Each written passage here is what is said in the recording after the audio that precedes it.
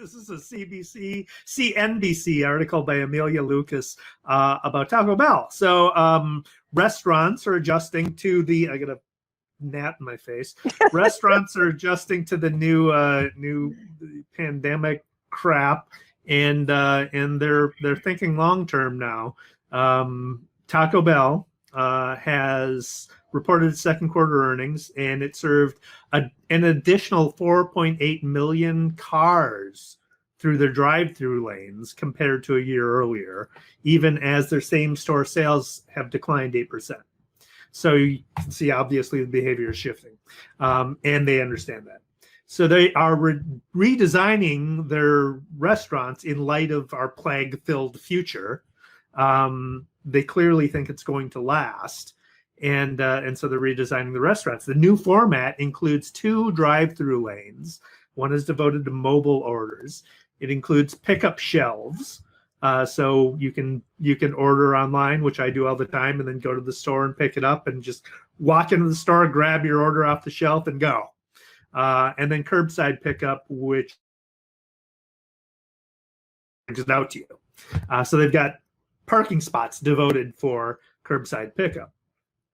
The format's intended to push their customers to order food ahead on the mobile app in order to keep the drive-through lines short.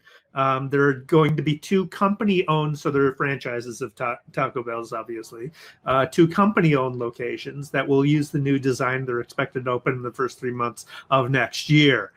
Its kitchens will include technology that tells workers the fastest way to make the order, communicates to customers the easiest way to pick up food, and they're gamifying it.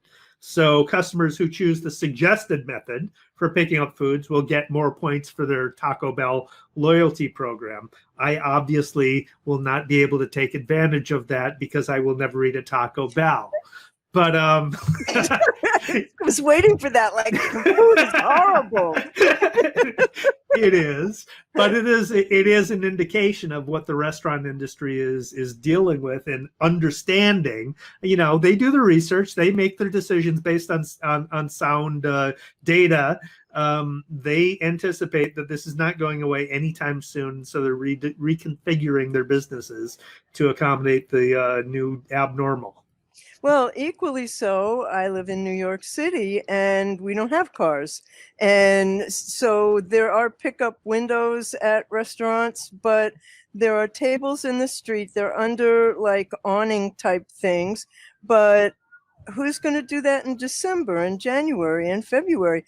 And so when it's 95 degrees out, who wants to sit outside? And the buses are going by and the garbage trucks are going by and people have already been hit by cars while they were sitting and eating in the street. So, you know, I don't see how restaurants can survive in New York City in the long run. And so many are gone already. And, you know, you want to support them. But on the other hand, I'm not sitting on 2nd Avenue, you know, right next to the bus lane and having my dinner. So yeah. It's a really hard problem. Yeah. And in past episodes, I've talked about that. I think the restaurant industry is going to the suburbs because there's just more room. You can't have the social distancing that's required now in restaurants. It started with the tables apart, but they're getting closer. Yeah. You know, like people are sneaking them a little closer every day. So, well, that's the other thing you can't control. That's what I don't trust is the customers. Yeah, well, that's exactly. So, Sara Cooper had one hell of a great week this week, and you know, we talked about her a few episodes ago, and where you called her a national treasure, and I have to agree, she certainly is. And you know, she's a perfect example of the 10-year overnight success. Because she had a video in which she was saying that now the agents who wouldn't talk to her 10 years ago are calling her. But what happened besides that, and in case anybody doesn't know, she's the one who lip syncs Trump on Twitter and TikTok. And my opinion is he wants to get rid of TikTok because of her. But she this week announced that she'd landed a Netflix special. And then just today, CBS announced that she's going to have a series on CBS. And it's called How I Turned an Everyday Observation. Oh, no, that's her TED Talk. How I Turned an Everyday Observation into a Whole New Career. And her show is called How to Be Successful Without Hurting Men's Feelings. And it's a single camera comedy that's inspired by a book she apparently wrote of the same topic. And before she co-hosted Jimmy Kimmel's show last week, which unfortunately I was not awake for, she did These things called DVRs, BL. We don't have one. We don't have one. But but she said, you know, a lot of people don't know that I have a voice, and so she told a little bit about herself and her husband and all of that. And that's when she was saying that now these people are calling her who would never take her calls, which was really funny. So the How to Be Successful Without Hurting Men's Feelings revolves around three women at different stages in their careers in male-dominated companies, and they help each other navigate gender politics and in their careers and their personal lives. So here we have it, another 10-year overnight success. But oh boy, does she deserve it. She's great. And she on the convention last night, she was fabulous. So I mean, she has said in interviews where she's envious of Donald Trump because, and this is her book, what was the title of it? Where to go? How to get ahead without hurting men's feelings, or something like that. How to be successful without hurting men's feelings. Right. Yeah.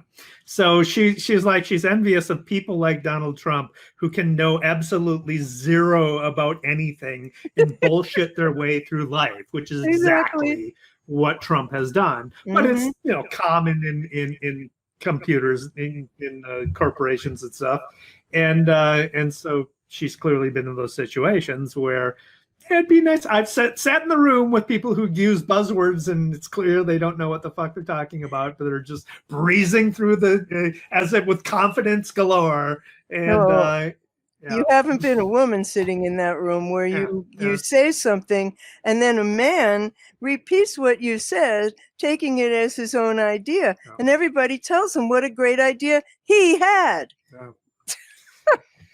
Yep. No, I haven't. I have not. That has not happened to me. I got experience with that. I got a master's degree in that. So don't cheat. It's my turn. Oh, go right ahead, Dave. Mansplain it to me. I'm just saying, we rotate on these. It's go ahead. Go ahead. All right. So this is from a Verge article by Ashley Carmen, a fabulous woman writer. A fabulous writer, period. I'm sorry. Anyway, Instagram is rolling out a new feature called suggested posts. They should call it suggested grams, but they didn't take my advice. So it's expanding its feed today, actually, with these suggested posts. They come from accounts that you do not follow after you've reached the end of your feed. So you're just scrolling through and you get to the end of the feed, then now you'll start seeing these suggested posts. The feed had been entirely determined by users' preference and the people they follow, but now instead of telling users that they've seen it all at the end of the post, they will get these Instagram suggestions, which will be related to content that people already follow. It will include ads. It won't include IGTV videos or Reels content for now. But my big question was, I don't think I've ever gotten to the end of my feed. Right. That's true. That's true. Yeah, well, maybe some people do. I mean, I love the ads on. I think you have to only follow a few people to be able to get to the end of your feed. Yeah, maybe. But I understand why they're doing that. But I'd agree. I probably won't ever see it either. So I have this in good news because it indicates that somebody at Facebook can't stand it anymore and is leaving.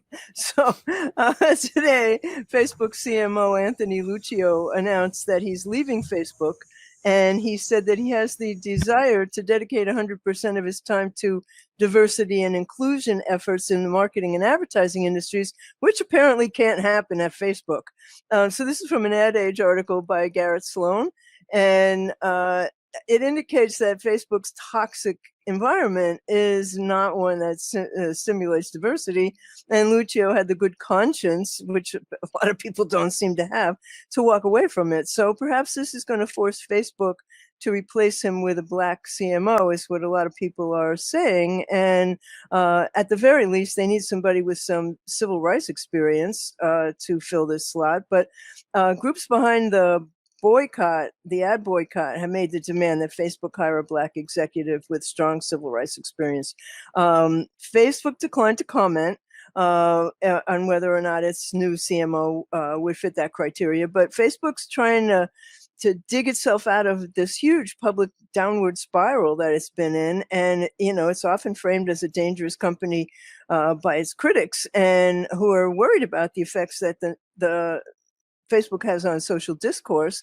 And so that's why they were boycotted by so many brands. And the movement Stop Hate for Profit paints Facebook as a uniquely toxic platform that enables hate speech. And, one of the reasons for that is that they've set Mark Zuckerberg. It all comes down to Mark Zuckerberg. But Mark Zuckerberg says that political advertising is just free speech. But it seems like he might have to rethink that, which we'll talk about later. Well, by definition, it's not free speech. You're paying for it. It's paid advertising. It's not free speech, period. So you can selectively determine whether you want that speech on your platform or not, Good as point. media forever has done. So yeah. So this is another story of a big company that probably has too much power. This is from the Verge's Russell Brandom, who reports on Fortnite. So Fortnite, the game that we've talked about in past episodes, a supremely popular game. It's more than a game. It's really a social network. Kids hang out together on Fortnite while playing. So massively popular. They implemented their own in-app payment system for the Apple App Store, which bypass Apple's payment systems. Apple has a built-in payment system that's included in their software development kit, and Fortnite built their own. And as a result, they got kicked off of the App Store. That violated the rules of the App Store, so they got kicked out. When Apple kicked Fortnite out, Fortnite immediately filed a 65-page lawsuit. Epic is the company. Epic is the gaming company that owns Fortnite, so they actually filed the lawsuit. Epic did the same thing to Google for the Google Play Store. These two companies essentially control the market on how mobile software is distributed. Apple gets a 30% commission on any paid downloads. Wow. For apps. So if you buy an app, right, 30% of that purchase for the app itself. If you make any in-app purchases, 30% of those purchases. If you're doing a subscription model, it's 30% every month, right? So they're taking a 30% cut. Now, back in the day, there was a 50% commission that would be charged, but that was back when you went and got a physical game from a store. You went to a store and bought a physical game, and there's a whole host of things that need to be paid for. You need to create the disc that the content was contained on, the packaging, the distribution, all of the retail stuff. There's a ton of expenses. Apple just has a store, right? They're not doing anything really to earn that 30% commission. So that's what a lot of people are complaining about, Apple's monopoly on the distribution of mobile content. They're really, 30% is a hell of a lot given what they're not doing. Apple made $15 billion in revenue just from the App Store last year. Only from the App Store, not anything else, not their hardware, not anything else. So Epic is accusing Apple of violating the Sherman Act, which is they're alleging that they have a total monopoly on the iOS app distribution market, which, hard to argue that they don't. But Apple, remember BL, Apple's 1984 commercial? Yes. Their iconic 1984 commercial with a woman in the running attire throwing a sledgehammer into the massive screen of the omniscient authoritarian.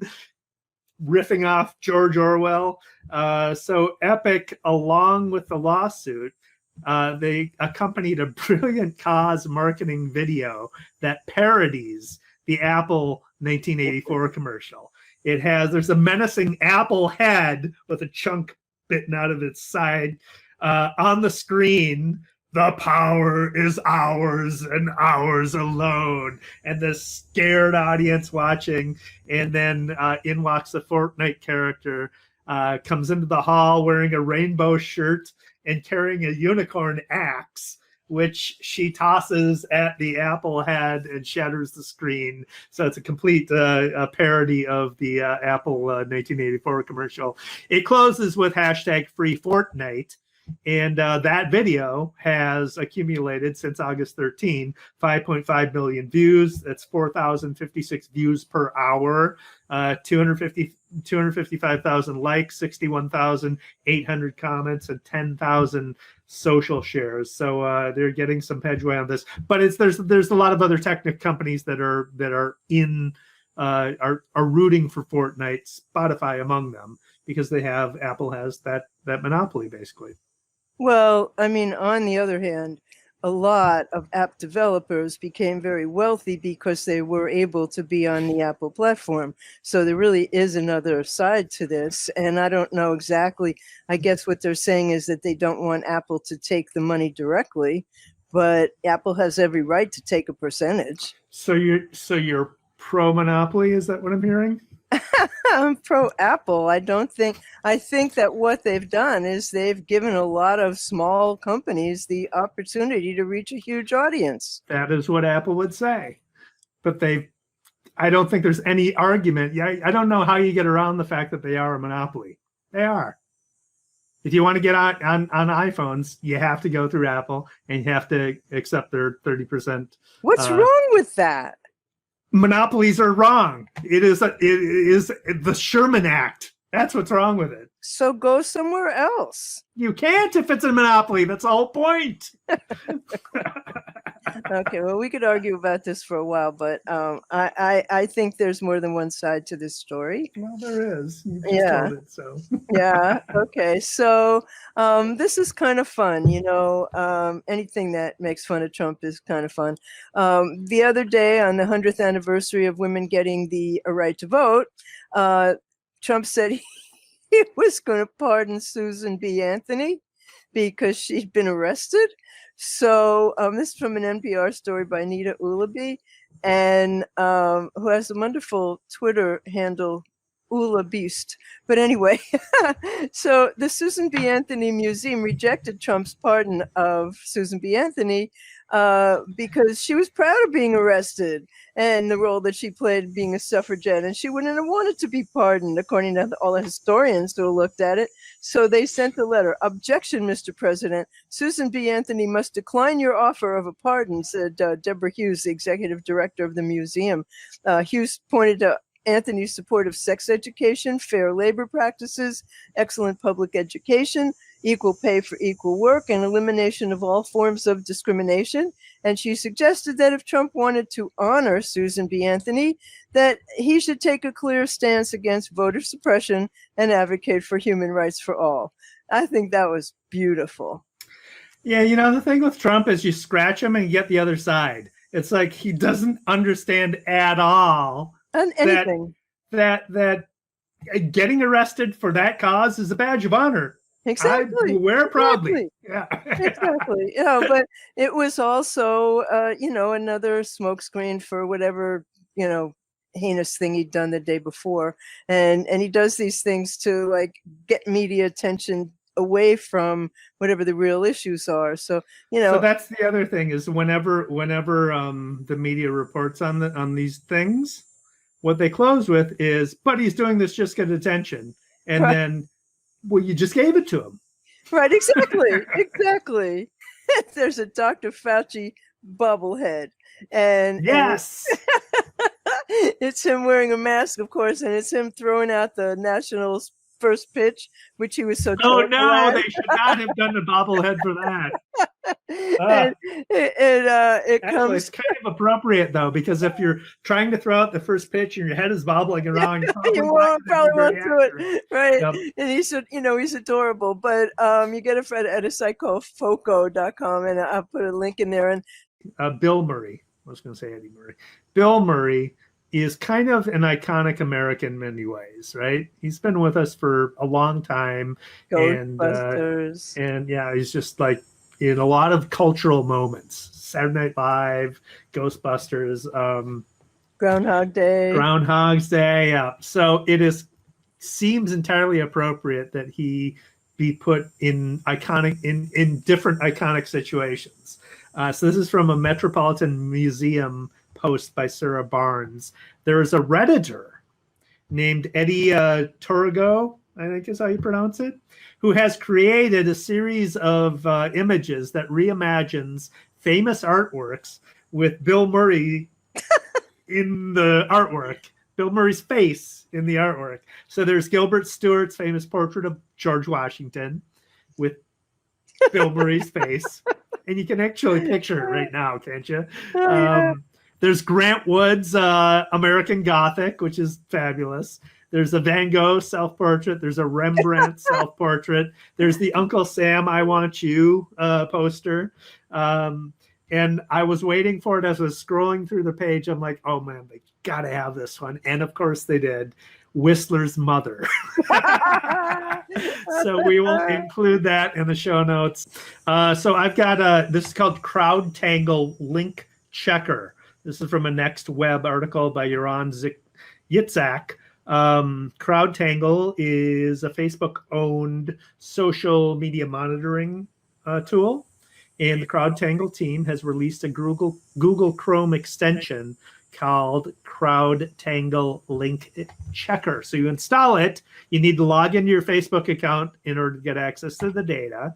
But then you can get quick access to some sharing data, social sharing data, for any URL you are visiting at the time. So it gives you data for Facebook, Instagram, Twitter. You need to log in on Twitter to get that, and Reddit. I primarily use BuzzSumo for social sharing research, but this is a great quick way of getting a little bit of insight while you're browsing, maybe for other purposes. So if I want a quick check, this looks like I wonder how many people shared this, I can click on the extension and find out some quick data on that. It's pretty. From LinkedIn, George Anders is the writer on the post. LinkedIn has this labor stress index. So it is basically what kind of stress are different. And not surprisingly, their data finds that recreation travel has seen the steepest increase in labor stress. It advanced about 27% since January 1, while most industries are up just 10 to 18% in labor stress. They track 21 industries, and finance shows the slowest increase so far in 2020 at 8%. Other industries are between 18 and 17%, and they include hardware and networking, which we have to go to a physical place and install and stuff. Healthcare, obviously there's issues there. Education, again. Arts, are people going to see, galleries and stuff anymore? Transportation and logistics. Airplanes are kind of dangerous a little bit. Legal, real estate, people aren't showing houses as much anymore. Retail, obviously. Nonprofits, people don't have any money. Wellness and fitness, consumer goods, and public administration. There's steeper rates of 18 to 24% for software and information technology, for entertainment, for manufacturing, corporate services, media and communications, which I always kind of like, are we media and communications or are we corporate services, digital communications? I think we're communications. Yeah, I think so too. Yeah. Design had a 31% increase, and then In at the very in stress, yeah. So I imagine, there's probably a lot of designers. So the competition is fierce and people are getting laid off. So there's more competition. I don't know. That's my guess. There's that gnat again. Lastly, energy and mining, which got hit by COVID slowdown, as well as the concurrent drop in oil prices. And that posted a 45% leap in stress. So there you go. The numbers are what you'd imagine they'd be. We are stressed, all right.